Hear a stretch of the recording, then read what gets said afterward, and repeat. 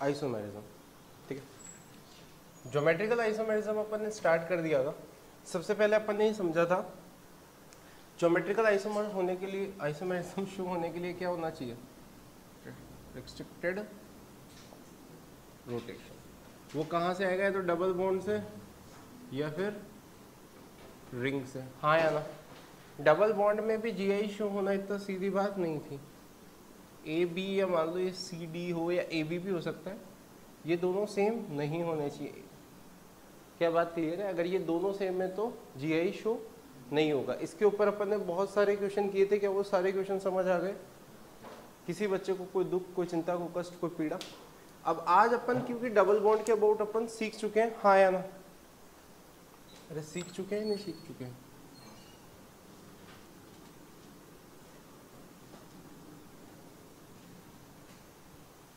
आज अपन सीखेंगे GI in ring.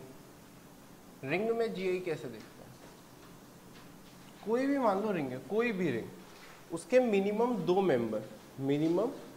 दो मेंबर जो आपके क्या है, sp3 हाइब्रिडाइज है। क्या हाइब्रिडेशन होना चाहिए उनका? और वो बाई सब्सटीट्यूटेड है, ए और बी, मान लो कुछ भी हो सकता है, पर ये दोनों सेम नहीं होने चाहिए, तो ही ये क्या करेंगे, जीआई शो करेंगे। ऐसा क्यों है, पहले तो मैं आपको ये समझाता हूँ। दो पेन देना मुझे।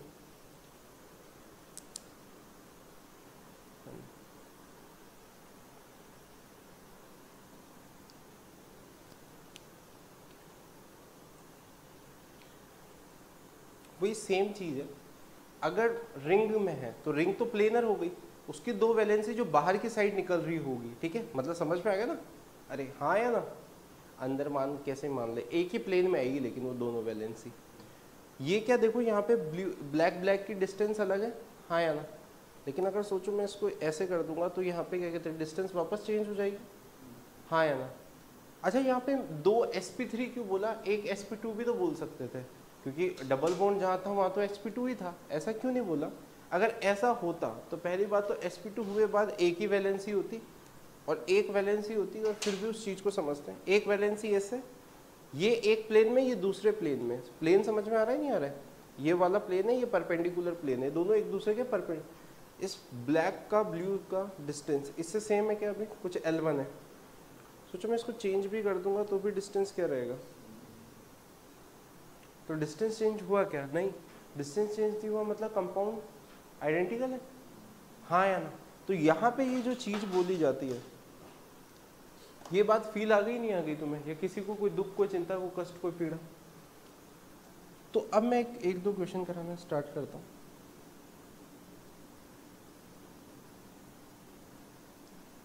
अच्छा, यहाँ पे अब तुम ये सोचोगे कि सर यहाँ तो एक वैलेंसी, तो गधों कार्बन ही लिखा रहेगा, हाइड्रोजन क्यों लिखेंगे? वो खुद को अंडरस्टूड होना चाहिए ना। तो चलो यहाँ से एक और चीज समझाता हूँ, इसे बोलते हैं वेज। अगर किसी को नहीं पता है, इसे वेज, वेज का मतलब क्या होता है, अबाउ दी प्लेन। मतलब ये इस तरीके से, जिस तरीके से पैन लगा हुआ है ना भाई, रिंग तो प्लेनर होती है ना, प्लेनर मतलब समझते हो ना, एक प्लेन में आती है रिंग पूरी, जैसे ट्राइंगल पूरा का ब्लैक बोर्ड के प्लेन में, ये ऐसे और ये दूसरा भी ऐसे अबाउ, मतलब तुम्हारी साइड देख रहा है। अरे समझ में आ रहा है? इसको वेज बोलते हैं, और इसका मतलब क्या होता है, अबाउ दी प्लेन। समझ आ रहा है या नहीं आ रहा है? CS3 या तो ये ऐसे एग्जिस्ट कर सकता है या फिर ऐसे।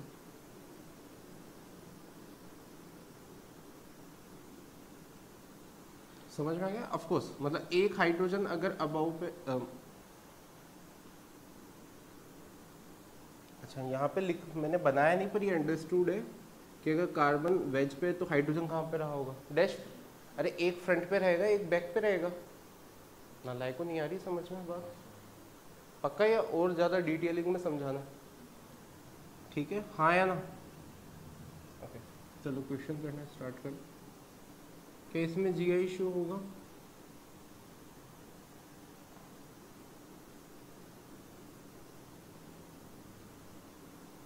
अच्छा, तो ये सेम ही सवाल हो गया।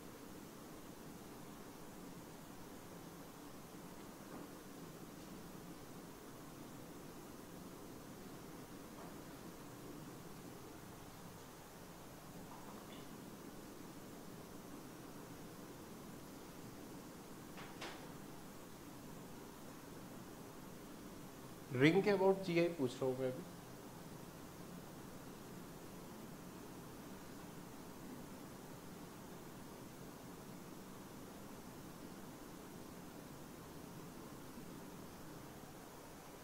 चलो अच्छा है ना, जिसके भी अबाउट जीआई शो होता है ना, जैसे रिंग के अबाउट, इन्हें क्या बोलते हैं, स्टीरियोजेनिक सेंटर। मैंने आपको पहले ही बताया था ये स्टीरियो आइसोमर्स है। क्या है ये? अरे हाँ है ना, क्या है बेटा? स्टीरियो है। इसमें जीआई शो होगा नहीं, क्योंकि ये दोनों की दोनों वैलेंसी क्या है, सेम है। ओहो जादू, यहाँ पे तो 3 है, अपन को तो 2 चाहिए होते हैं। यहाँ पे 3 कैसे कैसे बन जाएंगे? या तो सारे के सारे क्या हो जाए,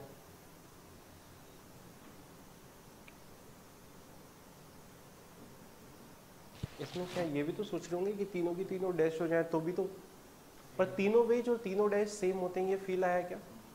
देखो आप इस साइड पे हो और आप पीछे से देखो या फ्रंट से देखो, बात एक ही है, 2 वेज पे 1 डैश पे, क्या बात क्लियर? यहाँ पे जीआई शो होगा क्या? नहीं, क्योंकि एक sp2 है। अच्छा, यहाँ पे जीआई डबल बॉन्ड के अबाउट शो नहीं होगा, क्यों? क्योंकि इधर से घूमोगे इधर से घूमोगे। लेकिन क्या रिंग के अबाउट हो जाएगा क्या, क्योंकि 2 मेंबर? हाँ या ना? क्या समझ आ गया? अब किसी बच्चे को कोई डाउट? थोड़ा बहुत किया करो भाई। अगर कभी भी कोई रिंग है जिसके अंदर जीआई, अच्छा तुम किसी बच्चे ने मुझसे एक चीज पूछी नहीं,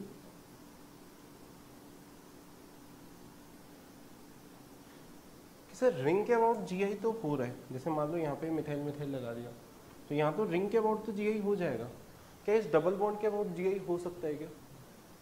ओके, यहाँ नहीं होगा, रिंग के अबाउट हो रहा है, डबल बॉन्ड के अबाउट नहीं हो रहा है। स्टार से मार्क कर रहा हूँ मैं जिस पे हो रहा है। मिनिमम कितने मेंबर की रिंग होनी चाहिए? अगर 8 मेंबर के अंदर आपका डबल बॉन्ड है तो उसके अबाउट जीआई हो जाएगा, आपको और कोई कंडीशन देखने की जरूरत नहीं है, बस मिनिमम रिंग की साइज क्या होनी चाहिए, 8 मेंबर या उससे ज्यादा। क्या बात क्लियर है? वो अपने आप सिस और ट्रांसफॉर्म में एग्जिस्ट कर जाएगा। आपके नोट्स में बने हुए हैं, ध्यान से देखो, स्ट्रक्चर अपने आप एग्जिस्ट कर जाएगा। वो क्यों, ऐसा क्यों हो रहा है कि इसमें कर जा रहा है इसमें नहीं कर रहा? क्यों? क्योंकि 8 मेंबर रिंग क्या होती है, फ्लेक्सिबल होती है, वो अपना शेप चेंज कर सकती है। क्या 6 member ring flexible, 5 member, 4 member, 3 member ring flexible होती है क्या? इस वजह से। क्या बात समझ में आ गई? ओके, तो ये वाला एक फंडा, पहला अपन ने क्या पढ़ा, डबल बॉन्ड के अबाउट जीआई देखना, फिर रिंग में जीआई देखना, रिंग के डबल बॉन्ड के अबाउट जीआई देखना। क्या बात समझ आ गई?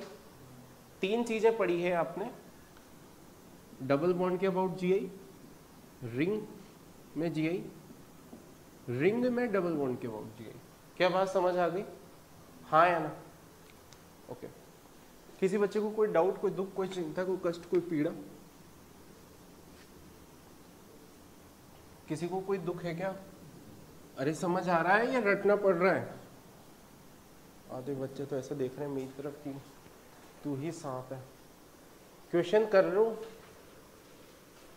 एक्चुअली रुको, क्वेश्चन तो खुद कर लेना, ठीक है? आधे तो मैं कर ही चुका हूँ, उसके बाद रिमेनिंग तो खुद ही करना, थोड़े बहुत सवाल तो। अभी मैं आपको क्यूमलिन्स पढ़ाता हूँ। क्यूमलिन समझाना ज़्यादा इम्पोर्टेंट। इन्हें बोलते हैं आइसोलेटेड डाइईन। क्या बोलते हैं? Isolated diene. क्यों? समझ में आ गया? आइसोलेटेड का हिंदी अनुवाद तो आता ही होगा आपको। क्या होता है आइसोलेटेड का हिंदी अनुवाद? दोनों बहुत अलग अलग है। क्यों? इन्हें क्या बोलते हैं? कॉन्जुगेटेड। कॉन्जुगेशन में हाँ या ना?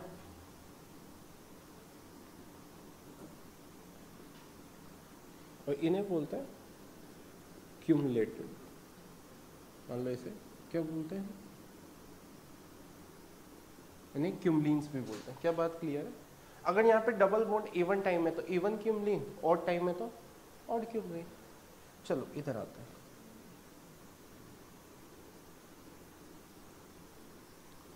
मान लो यहाँ पे ए और बी ग्रुप लगा हुआ है और यहाँ पे भी ए बी ग्रुप लगा हुआ है। क्या ये जीआई शो करेगा? ये समझते हैं पहले।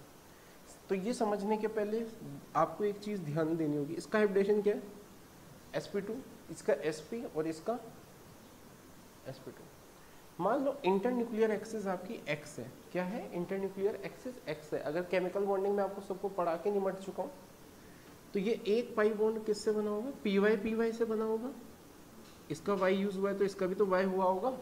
ओके, अब अगर सोच इसका हाइब्रिडेशन sp था, तो यानी s प्लस पी एक्स तो आपका हाइब्रिडेशन में चला गया, ये वाला पाई बॉन्ड जो है वो पी वाई से बन गया, तो ये वाला पाई बॉन्ड किससे बनेगा, pz से। अगर ये आपका pz है तो इस वाले का भी कौन सा यूज हुआ होगा, pz ही हुआ होगा। अरे हाँ या ना।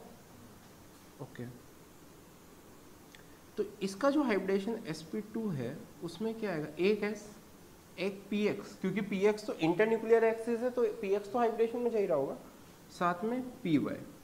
अच्छा, लेकिन यहाँ जो ये था इसका क्या आ रहा होगा, px प्लस pz, सॉरी कि py तो उसमें चला गया ना।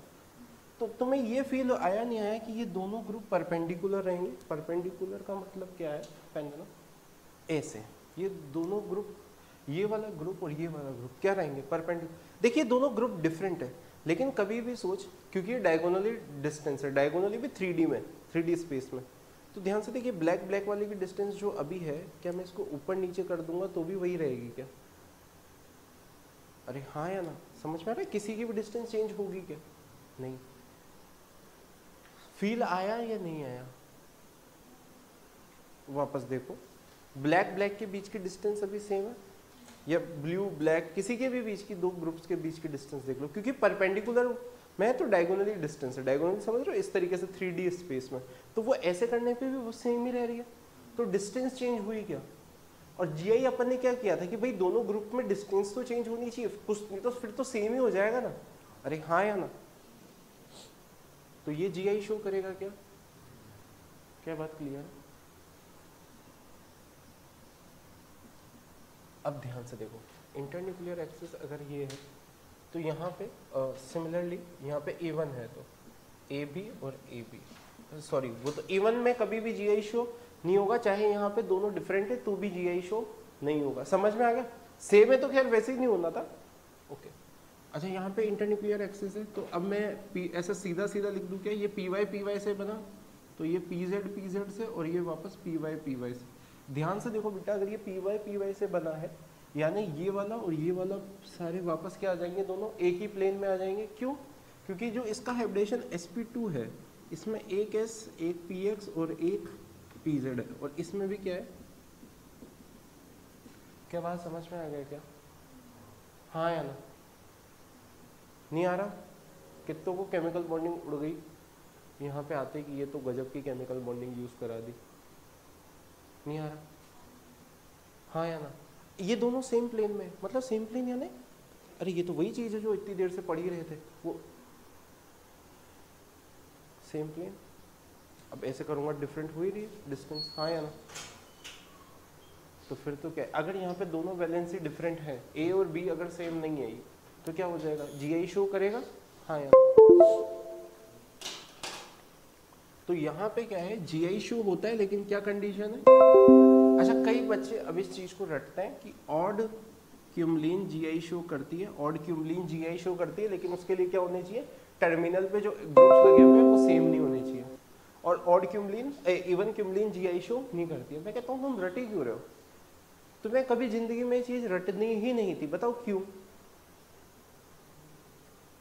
ये कौन क्या है, एक, इसके अबाउट देखते थे अपन तो क्या था, एक क्या है, ऑड नंबर, इवन, ठीक है, ए बी दोनों बराबर नहीं होने चाहिए, तभी तो जीआई शो करेगा, क्या बात क्लियर है। यहाँ पे आपका 90% ये खत्म होता है, कल अपन को ईजेड नॉमेनक्लेचर करना है, इसके सारे सवाल करके आना आज।